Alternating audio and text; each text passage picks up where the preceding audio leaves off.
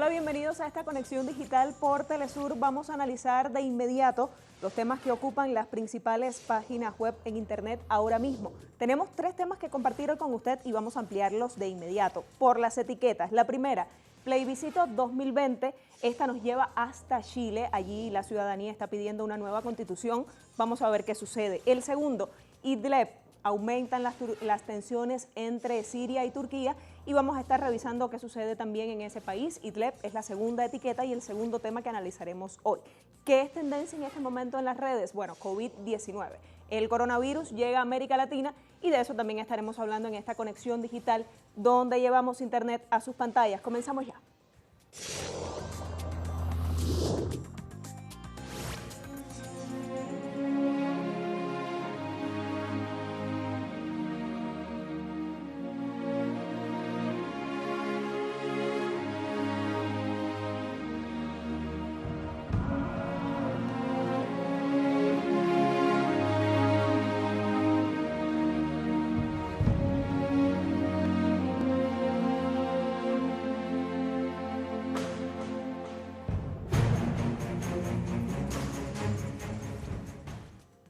El tema primero de esta conexión digital nos lleva a la etiqueta que le comentábamos al principio. En Chile, cientos de ciudadanos continúan movilizados contra las políticas neoliberales del presidente Sebastián Piñera y en el marco del periodo de campaña para el próximo plebiscito constituyente, donde cerca de 15 millones de chilenos están habilitados para votar. Vamos a ver los portales de prensa y qué están diciendo. Comenzamos con Aporrea. Comando Apruebo Chile Digno despliega por el país campaña por una nueva constitución. Despleguemos esta información y veamos qué está diciendo este portal. Bueno, el Comando Chile Digno inició su despliegue territorial por todo el país con el propósito de convocar a optar por el apruebo a una nueva constitución que reemplace la actual Carta Fundamental impuesta en dictadura y optar para su elaboración por una convención constitucional que sea electa en su totalidad por la ciudadanía.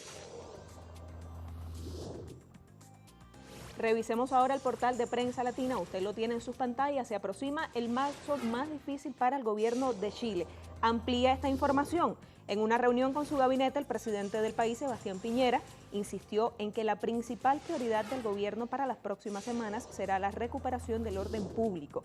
En este sentido, afirmó que están preparados para desplegar a la Fuerza Armada para apaciguar, dice Sebastián Piñera, el descontento social ante el enunciado del reforzamiento de las protestas populares. Tenemos otro portal para usted, Tele 13.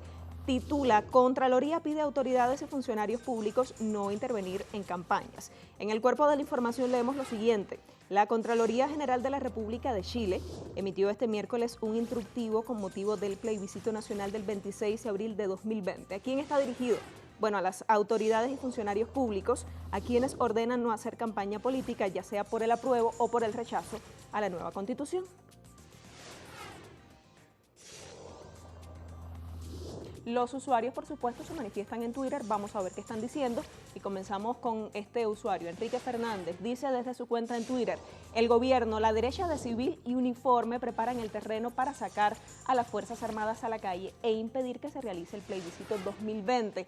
En tal caso, en cada hogar que esté por una nueva constitución para Chile, debiésemos poner alguna pegatina símbolo del yo apruebo. Tenemos otra reacción y este es otro usuario, Jordi Mir García. Hay una reivindicación clara, una nueva constitución. Se están generando muchos debates sobre la constitución actual y la que se querría. En abril habrá un plebiscito para decidir qué hacer, plebiscito 2020. El usuario David Hernández ha publicado toda una vida haciendo uso del miedo como herramienta para mantener su asiento y el de tu selecto grupo. Ustedes, por esencia, son los que preservan todo, no están por ningún cambio porque su estructura es conservadora, se le acaba la fiesta, yo apruebo nueva constitución para Chile. Este es el usuario Manuel Caicedo. Dice, sí, existen. Para que gane el apruebo sin miedo hay que tumbar una por una las mentiras del rechazo hasta que quede claro y argumentado que nos beneficia a todos una nueva constitución para Chile hecha con todos, por todos y para todos. Veamos una última reacción. Este es el usuario Boris Yopo. Dice, qué burdo, es un tongo, solo a la ultraderecha le conviene ahora la violencia, porque saben que perderán por amplio margen en el plebiscito. Lo mismo hicieron para 1988 e igual perdieron, como sucederá ahora también.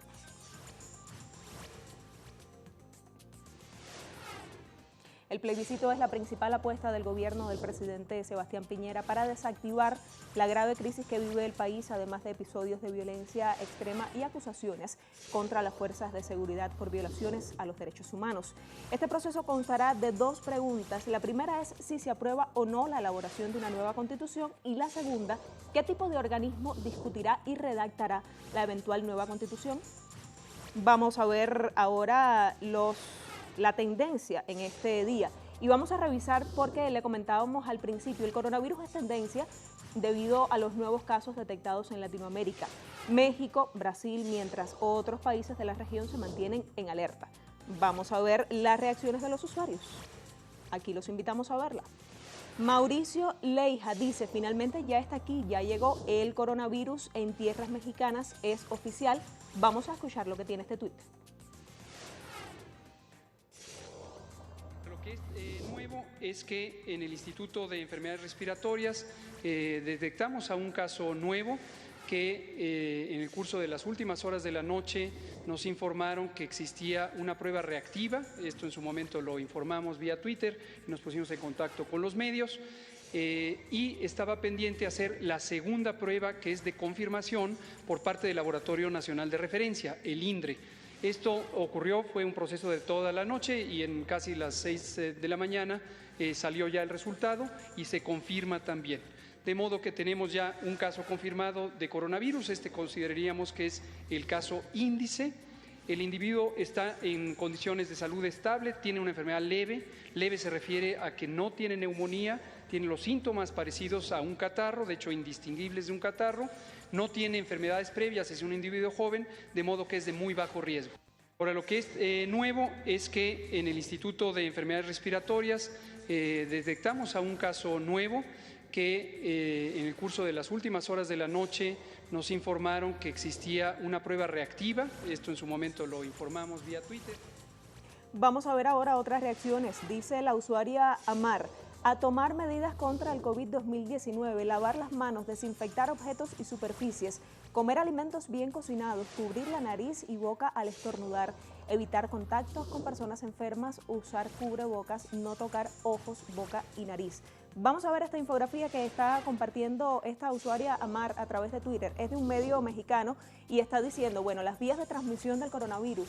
Primero, originalmente por contacto directo entre animales y humanos a través del aire, al toser y estornudar, tocar un objeto o superficie contaminada de persona a persona, tocar o estrechar la mano de la persona enferma y llevarse esta mano a la boca, a la nariz o a los ojos. Los síntomas del coronavirus, amplía también esta infografía, bueno, fiebre, tos y estornudos, malestar general, dolor de cabeza, dificultad para respirar en casos graves de la enfermedad y ya las medidas preventivas, la comentábamos, es lo que compartía esta usuaria. Vamos a ver otras reacciones. Tenemos esta reacción de Jorge Gómez Naredo, dice, los anti-AMLO están felices porque el COVID-19 llegó a México. Con esto intentarán culpar al actual gobierno de cualquier cosa que suceda. Así es la calidad ética de ellos, así actúan, así son. El portal de RCN Noticias dice, se reporta el primer caso de COVID-19 en Brasil. El paciente tiene 61 años y estuvo recientemente en Italia, donde el coronavirus se ha incrementado alarmantemente. COVID-19 es la etiqueta y también pandemia.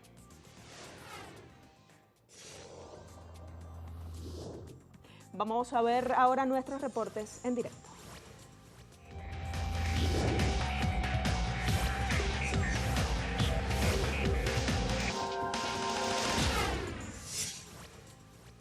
El Gobierno de México, a través de la Secretaría de Salud, ha confirmado el primer caso de coronavirus COVID-19 en territorio mexicano. Se trata de un hombre de 35 años de edad que se encuentra internado en el Instituto Nacional de Enfermedades Respiratorias, donde se encuentra en aislamiento para poder estudiar el caso. Se trata de un paciente que no registra mayores complicaciones, ha dicho el subsecretario de Salud el día de hoy en la conferencia matutina del presidente Andrés Manuel López Obrador en Palacio Nacional. Sin embargo, ya también se han hecho los estudios necesarios a todas las personas que han tenido contacto con este paciente. Además, también señaló que se encuentra un caso en el estado norteño de Sinaloa, donde ya las autoridades de salud del estado confirmaron que sí tiene el coronavirus COVID-19, pero ahora mismo las autoridades de salud federales están confirmando esta situación. Cabe destacar que ya las autoridades de salud y el presidente López Obrador han señalado que el sistema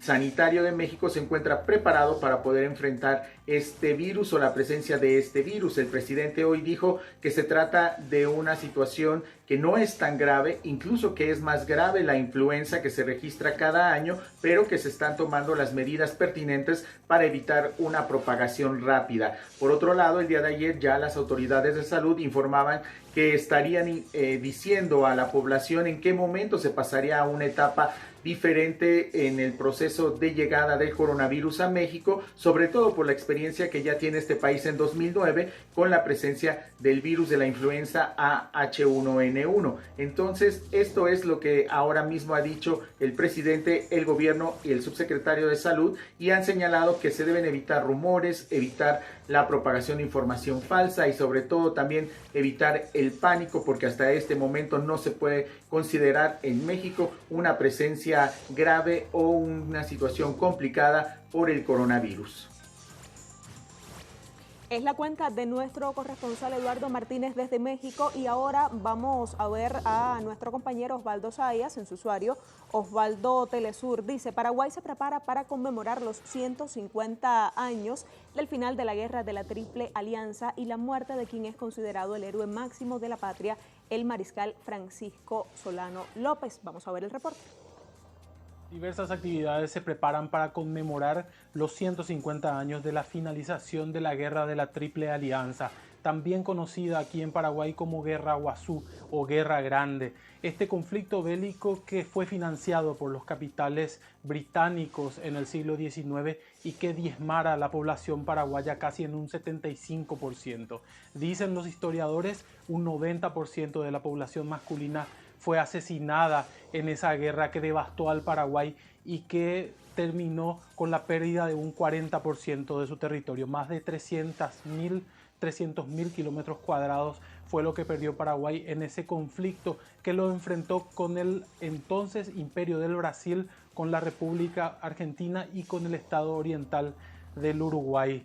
En Paraguay se recuerda el 1 de marzo la muerte del mariscal Francisco Solano López, quien fuera el presidente del Paraguay en ese entonces y quien fuera asesinado en Cerro Corá el 1 de marzo de 1870 por fuerzas brasileñas. Un hecho histórico que ha marcado profundamente la historia de este país suramericano. Tiene que ver con aquella guerra grande que exterminó prácticamente a su población y de la que le costó mucho recuperarse. El 1 de marzo es considerado aquí en Paraguay como el Día Nacional de los Héroes por la muerte del mariscal Francisco Solano López y la finalización de la Guerra de la Triple Alianza. Nuestro compañero Osvaldo Zayas desde Paraguay, y ahora vamos a revisar la cuenta de Paola Dragnik, nuestra colega desde Chile. Paola Telesur es su usuario y dice: último minuto, renuncia ministra de Educación en Chile, Marcela Cubillos, 2 días antes del inicio del año escolar. Aquí reacciones de Mario Aguilar, presidente del Colegio de Profesores. Vamos a ver. Hace un minuto atrás nos hemos enterado de la renuncia de la ministra Cubillos al Ministerio de Educación y que asume el subsecretario, el que era subsecretario hasta hace unas horas, Raúl Figueroa. Nos parece que coincide esto con una demanda que nosotros habíamos levantado muy fuerte como Colegio de Profesores, un acuerdo de nuestra Asamblea Nacional que era la renuncia de la ministra Cubillos, una ministra que en todo el tiempo que estuvo en educación fue más un obstáculo que un aporte para avanzar en materia educacional. Recordemos que en el estallido social, educación es una de las demandas centrales. Todas las encuestas, estudios y los propios resultados que arrojan los cabildos muestran que en materia educacional que el tema educacional está siempre dentro de los 3 primeros temas de las demandas ciudadanas. Claramente hay problemas serios no resueltos y ahora mismo, en la coyuntura actual, nosotros explicábamos hoy día que habiendo una amenaza de epidemia con el coronavirus, resultaba incomprensible que a solo unos pocos días de comenzar las clases, no existiera protocolo, no existiera medida, no existiera instructivo, no existiera un plan de contingencia para abordar esa problemática en los colegios, que obviamente por el número de niños y personas involucrados en cada establecimiento educacional es un punto de contagio muy fuerte en caso de que el virus llegue a Chile. La ministra Cubillo deja un triste recuerdo en su paso por el Ministerio de Educación, una ministra autoritaria, prepotente, una ministra sin ninguna capacidad de diálogo, una ministra que en todos los meses que estuvo en el cargo no impulsó un solo proyecto para mejorar la educación chilena, solo impulsó proyectos represivos, que tenía una ausencia total en cada uno de los temas.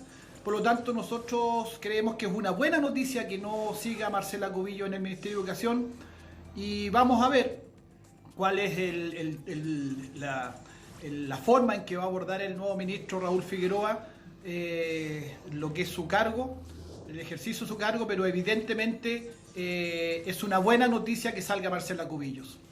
No somos ingenuos, sabemos que este es un gobierno que está totalmente alejado de la ciudadanía, pero evidentemente la salida de una ministra que representaba exactamente aquello que la ciudadanía rechaza con tanta fuerza hoy día. Un video que usted puede volver a ver en la cuenta de nuestra corresponsal Paula Dragni desde Chile. Vamos a ver qué está diciendo nuestro compañero Fernando Francia. Dice: Costa Rica, la Fiscalía allanó casa presidencial e investiga al presidente de la República por la polémica Unidad Presidencial de Análisis de Datos por presunto delito de violación de datos personales y abuso de autoridad hecho sin precedentes.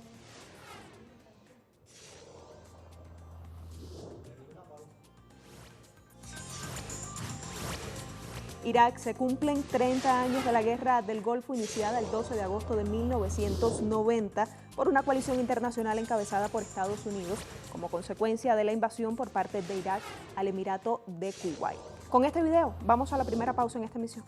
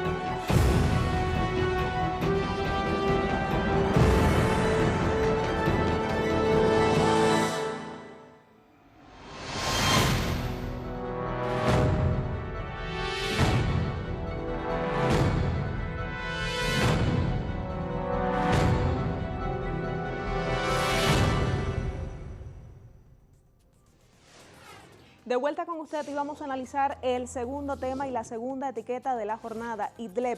En aumento la tensión entre Turquía y Siria. Este viernes el ejército turco lanzó ataques con drones y misiles a posiciones consolidadas del ejército árabe sirio en la provincia de Idlib. Vamos a ver qué están diciendo los portales de prensa al respecto y comenzamos con el portal de la agencia siria Sana. Aquí lo tiene en pantalla. Dice, el apoyo al terrorismo se convirtió en una estrategia de las políticas del régimen turco y de Occidente para alcanzar sus sórdidos fines. Ampliamos la información. Una fuente oficial del Ministerio de Exteriores y Expatriados dijo en un comunicado a Sana hoy que la campaña de desinformación llevada a cabo por Turquía y los países occidentales contra la República Árabe Siria en los últimos días demostró el gran apoyo que brindaron en los últimos años y ahora siguen brindando a grupos terroristas. El siguiente portal, Sputnik, aquí lo tenemos. Las fuerzas aeroespaciales rusas no atacaron las áreas donde estaban los soldados turcos. Las tropas sirias atacaron la zona de Idlib cerca del asentamiento de Behun, donde se encontraban los terroristas junto a los soldados turcos, quienes no deberían estar en ese lugar, comunicó el Ministerio de Defensa ruso. Añadió que Rusia hizo lo posible para que militares turcos en la zona de distensión de Idlib no se vieran bajo el fuego del ejército sirio. El siguiente portal es Press TV y así titula: Irán ha pedido contener urgentemente la escalada de violencia en la provincia de Idlib, al noreste de Siria, en medio de las victorias territoriales obtenidas por las fuerzas del gobierno sirio, respaldadas por combatientes aliados de los grupos de defensa populares contra los militares patrocinados por extranjeros. Irán cree que los países participantes en la cumbre de Astana pueden tomar medidas efectivas para combatir el terrorismo, evitar daños a los civiles y resolver el conflicto mediante la diplomacia, según el comunicado. El último portal, Hispan TV, así titula: Irán insta a una desescalada rápida de la tensión en Idlib. Irán llama a una desescalada rápida de la tensión en Idlib, a la vez que acusa a Estados Unidos de tratar de generar un clima de tensión en Siria para saquear su crudo. En la nota se destaca que Irán condena las medidas de las partes terceras, particularmente de Estados Unidos, para socavar el proceso de Astana, cuyos países garantes, Irán, Rusia y Turquía, coincidieron en la necesidad de resolver la crisis que azota a Siria desde 2011 por la vía política y no militar. Vamos a revisar ahora la cuenta en Twitter de nuestro compañero Hisham Wanous. Tiene un reporte para nosotros. Damasco afirma continuar la ofensiva antiterrorista en Idlib a pesar de la escalada de tensiones entre Siria y Turquía tras la muerte de 33 soldados turcos y la herida de otros 32 en ataques aéreos del ejército árabe sirio contra posiciones terroristas en Idlib. Veamos el reporte. Hola amigos, este jueves 27 de febrero 33 soldados turcos perdieron la vida y otros 32 resultaron heridos en ataques aéreos del ejército árabe sirio contra posiciones de los terroristas en la noroccidental provincia de Idlib. Turquía afirma que el ejército árabe sirio atacó a un convoy militar turco causando la muerte de los soldados turcos. Sin embargo, Damasco afirmó que el ataque estaba dirigido contra los terroristas que intentaban atacar a posiciones del ejército árabe sirio en la ciudad de Sarake. Tanto Damasco como Moscú denuncian que Turquía no había informado del despliegue de sus soldados en la zona donde operan los terroristas, razón por la cual perdieron la vida estos soldados turcos. Hay que destacar que Turquía afirmó que actuó en respuesta y atacó a 200 blancos del ejército árabe sirio y causó la muerte de 300 soldados. En tiempo que Damasco desmiente esta información y afirma que hay mucha exageración en la información turca para alentar a los terroristas que están perdiendo la guerra. Hasta el momento continúan los enfrentamientos entre el ejército árabe sirio y los grupos armados apoyados por Turquía, y las tropas sirias afirman continuar la operación militar hasta la liberación de toda Idlib y todo el suelo sirio de los terroristas y las fuerzas extranjeras. Esta es toda la información que tenemos por ahora. Volveremos con más. Nos quedamos ahora en Twitter y vamos a ver las reacciones de los usuarios sobre este tema. Comenzamos con la reacción de Karen Marón. Esta usuaria está diciendo: el ejército de ocupación de Turquía en territorio de Siria estaba apoyando a grupos terroristas como Hayat Tahrir al-Sham, también el Partido Islámico de Turquistán, el Estado Islámico en Irak, y ante un ataque que mató a más de 33 soldados turcos. ¿Es esto claro?, pregunta este usuario. Tenemos otras reacciones, dice Macane: honor y gloria para el valeroso ejército árabe sirio en su lucha contra el terrorismo mercenario que quiere destruir Siria. El ejército turco apoya a terroristas islamistas pagados por Occidente para destruir Siria y eliminar a su presidente Bashar al-Assad. El usuario Gianni Bernetti está diciendo: mientras que Europa está correctamente centrada en el coronavirus, también Erdogan entró en la guerra en Siria y Libia y amenaza a Europa con el chantaje de los refugiados sirios. Es hora de suspender a Turquía. ¿Cómo podríamos aplicar el Art 5 en estas condiciones? Esta es la usuaria Esperanza y está diciendo: la petición de ayuda de Turquía a la OTAN es un paripé, porque la OTAN no está interviniendo en la agresión a Siria desde sus inicios en 2011. Únicamente estaría justificada si el ataque a un país miembro se produjera en su propio territorio. Por recordar, etiqueta Siria, así nos llama esta usuaria.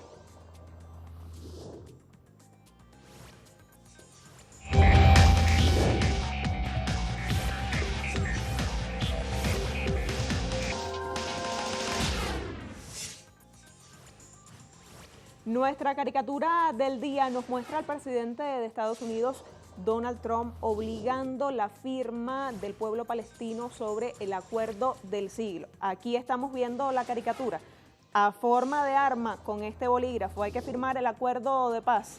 Y está, por supuesto, Israel también tratando de empujar al pueblo palestino. Es la caricatura que compartimos hoy con usted de la TUF 2020.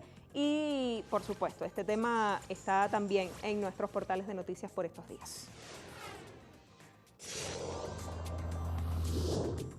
Compartimos con ustedes las fotografías más destacadas de los medios más relevantes captados alrededor del mundo. Empezamos con esta pareja con trajes de época, quienes participan en el Carnaval de Venecia, que comenzó a celebrarse en el siglo XI y marca el inicio de la Cuaresma. El Parque de Ueno en Tokio, uno de los lugares más tradicionales para celebrar el Hanami en Tokio, ubicado al noreste de la ciudad. El ambiente en el parque a finales de marzo y comienzos de abril es abrumador, así reflejan los medios de prensa. Infinidad de personas acuden a ver la floración de los más de 1000 cerezos plantados en el parque y para ver también atractivos como el estanque Shino-Basu, el templo Betendo y el Gran Buda de Ueno. La última foto del día es bien impresionante, la tiene en sus pantallas. La playa Palenque es una preciosa playa paradisíaca del Mar Caribe, ubicada al sur de la provincia de San Cristóbal en la República Dominicana. Sus aguas cristalinas de color azul turquesa reflejan la poca profundidad de esta playa caribeña, donde se puede disfrutar de la tranquilidad que ofrece su paisaje rodeado de palmeras.